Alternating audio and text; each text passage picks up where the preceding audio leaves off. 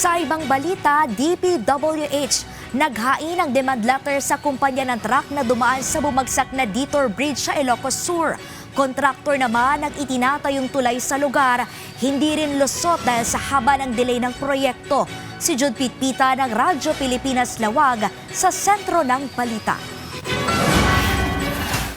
Pabibilisin pa ng Department of Public Works and Highways o DPWH ang konstruksyon sa bagong tulay dito sa Santo Domingo, Ilocos Sur para hindi maantala ang biyahe ng mga motorista at mga residente sa lugar. Yan ang siniguro ni DPWH Secretary Vince Dizon sa kanyang pag-inspeksyon sa bumagsak na Kaliwat Bailey Detour Bridge matapos nadaanan ng 10-wheeler truck noong Mayo 2. Git ng kalihim, 3 buwan ng delay ang proyekto at kung hindi matapos ngayong buwan, muling mapapatawan ng penalty ang kontraktor ng bagong tulay.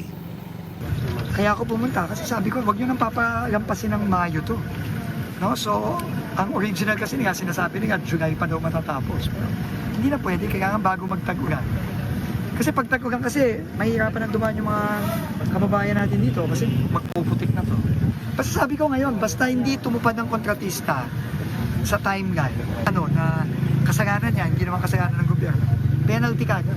Desidido rin si Secretary Dizon na panagutin ang kumpanya at driver ng truck na nagpumilit na dumaan sa Detour Bridge kung kaya't bumagsak ito. Sa katunayan, nakapagpadala na sila ng demand letter kung saan humihingi ang pamahalaan ng 2 milyong pisong danyos.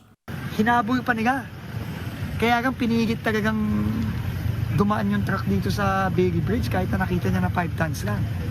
So, hindi pa pwede yun. Kailangan talaga managot yung trucking company na yun, tsaka yung driver. So, sumugat na tayo ng demand letter. Kung di nagabayaran, kakasuhan natin.